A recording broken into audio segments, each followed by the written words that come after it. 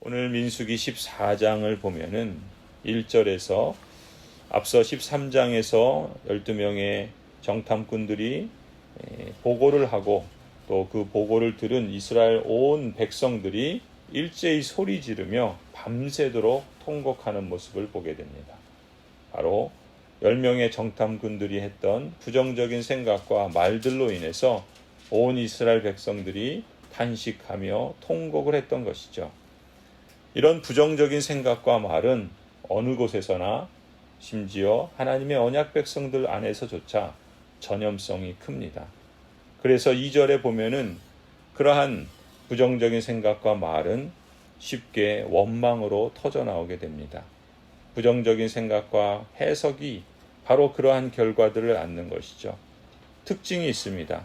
첫 번째는 과거를 탓합니다. 차라리 우리가 이집트 땅에서 죽었더라면 더 좋았을 텐데, 아니면 차라리 우리가 이 광야에서라도 죽었더라면 더 좋았을 텐데, 우리도 그럴 때가 있지 않나요? 그때 이랬으면 더 좋았을 걸, 예전에 이렇게 했으면 지금보다 더 좋았고 이렇게 안 됐을 텐데, 이렇게 과거를 탓할 때가 있지요. 또 부정적인 생각과 해석은 다른 사람을 또한 탓합니다. 이스라엘 언약 백성들은 모세와 아론을 원망했죠.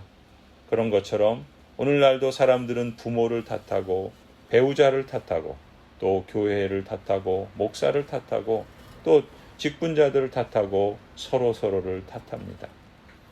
그러니까 3절에 급기야 이스라엘 언약 백성들은 하나님을 탓하기 데까지 이르게 되지요. 주님은 왜 우리를 이 땅으로 끌고 와서 칼에 맞아 죽게 하는가? 왜 우리의 아내들과 자식들을 사로잡히게 하는가? 차라리 이집트로 돌아가는 것이 좋겠다라는 이런 말을 합니다. 하나님께서 왜 나를 이곳으로 오게 하셔서 이 고생을 시키고 망하게 하려는가? 이런 부정적인 말들과 원망들이 터져나온 것이죠.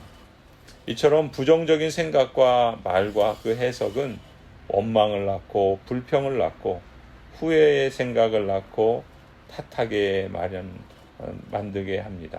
그리고 급기야는 그릇된 계획과 문제를 더 심각하게 만드는 그런 행동을 낳기도 하지요. 그게 4절 말씀입니다. 그들은 또 서로 말하였다. 우두머리를 세우자. 그리고 이집트로 돌아가자.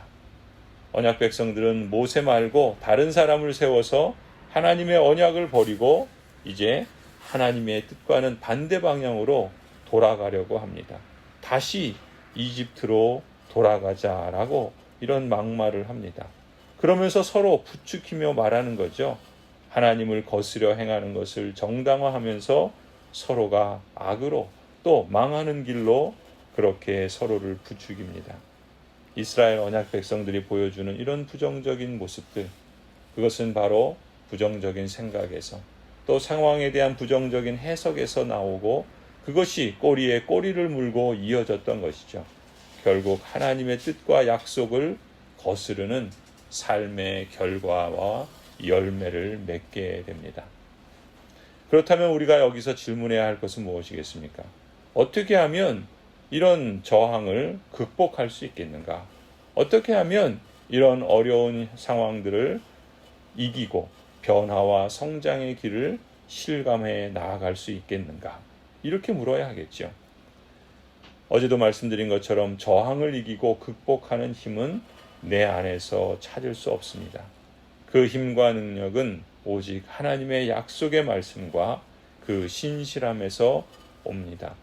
긍정적인 태도는 어떠한 상황에서도 하나님의 약속과 하나님의 신실하심에 근거하여 희망적인 생각을 하고 희망적인 해석을 하고 그래서 나의 말과 행동을 하나님의 약속과 신실하심에 근거하여 선택할 때 긍정적인 태도를 가질 수 있습니다. 5절, 6절을 보면은 이런 현실에 직면했을 때 모세와 아론은 어떻게 합니까? 땅에 엎드립니다. 그리고 여호수아와 갈렙은 그 옷을 찢으며 탄식합니다. 직분자들이 이래야 하겠죠. 직면한 현실에 대해서 마음을 찢어야 하고 하나님 앞에 엎드려야 하는 사람이어야 합니다. 하나님의 약속을 믿고 신뢰하며 하나님의 말씀에서 나아가야 할 방향을 찾고 언약 백성 모두가 그 길로 나아가도록 제시하며 함께 나아가는 사람이어야 합니다. 7절에 보니까 여호수아와 갈렙은 하나님의 약속과 하나님의 신실하심에 근거하여 희망적인 생각과 해석을 이스라엘 언약 백성들에게 말하지요. 먼저 땅에 대해서 말합니다. 우리가 두루다니며 탐지한 그 땅은 매우 좋은 땅입니다 라고 말하죠. 왜 그렇습니까? 하나님께서 약속하신 땅이기 때문에 그렇습니다. 8절에 하나님에 대한 생각과 말을 합니다. 주님께서 우리를 사랑하신다면 그 땅으로 우리를 인도하실 것입니다. 개역개정에서는 이렇게 번역합니다. 주님께서 우리를 기뻐하신다면 우리를 그 땅으로 인도하실 것입니다. 약속하신 말씀대로 젖과 꿀이 흐르는 그 땅을 우리에게 주실 것입니다. 다만 여러분은 주님을 거역하지만 마십시오 라고 이렇게 말하지요. 그리고 9절에 또한 나에 대한 생각, 또 대적에 대한 생각과 말을 하지요. 여러분은 그 땅 백성을 두려워하지 마십시오. 그들은 우리의 밥입니다. 그들의 방어력은 이미 사라졌고 주님께서는 우리와 함께 계시니 그들을 두려워하지 마십시오 라고 생각하고 말합니다. 여러분, 이처럼 같은 상황에 처해 있는데 여호수아와 갈렙은 어떻게 이렇게 다른 생각과 다른 말을 가질 수 있었을까? 저항을 극복하는 긍정적인 태도는 자기 확신에서 비롯된 자신감이 아니라 하나님의 약속과 하나님의 신실하심에서 비롯된 신뢰감에서 나오는 것이죠. 이스라엘 언약 백성들이 이처럼 부정적인 생각이 꼬리를 물고 계속될 때 그들이 놓쳤던 중요한 한 가지가 바로 이것이었습니다. 그것은 바로 하나님의 약속을 잊은 것이고 하나님이 함께 하시는 그 능력을 잊은 것입니다. 그들의 생각 속에 하나님의 약속에 대한 언급이 전혀 나타나지 않지 않습니까? 하나님이 기뻐하시는 것이 뭘까?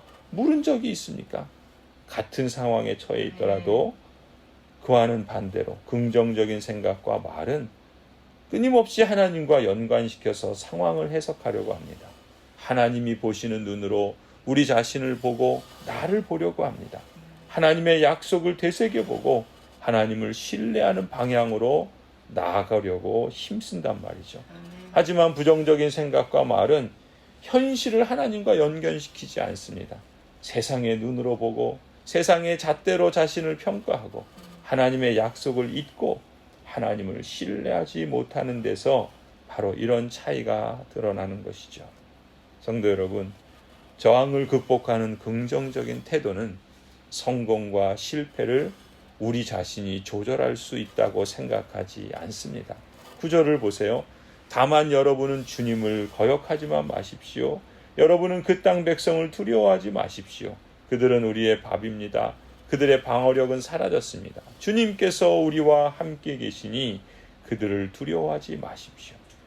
자신의 현실에서 나와 함께 하시는, 우리와 함께 하시는 하나님을 보라는 것이죠. 하나님이 모든 걸 조절하신다라, 그렇게 보는 겁니다. 하나님을 믿는다고 하지만 저만치 두고 하나님을 잊어버리지 말고 함께 하시는 하나님에게 주목하라 권면합니다. 그럴 때 우리는 그들을 두려워하는 마음을 극복할 수 있는 것이죠. 성도 여러분, 저항을 극복하는 긍정적인 태도는 두려움을 전혀 느끼지 않는 것이 아닙니다. 오히려 두려움을 느끼게 됩니다. 그럼에도 불구하고 그 속에서도 그 두려움보다, 그 상황보다 더 크신 하나님을 신뢰하며 행동하는 것을 선택하는 것이죠. 주님께서 우리와 함께 계시니 그들을 두려워하지 마십시오. 그들은 우리의 밥입니다. 여러분이 이 하나님을 믿고 신뢰하며 믿으면 하나님의 영광을 볼 것입니다. 우리 주 예수 그리스도의 하나님이신 영광의 아버지께서 지혜와 계시의 성령을 여러분에게 주셔서 하나님을 알게 하시고 여러분의 마음의 눈을 밝혀주셔서 하나님의 부르심에 속한 소망이 무엇이며 성도들에게 베푸시는 하나님의 영광스러운 상속이 얼마나 풍성한지를 여러분이 알게 되기를 간절히 축원합니다.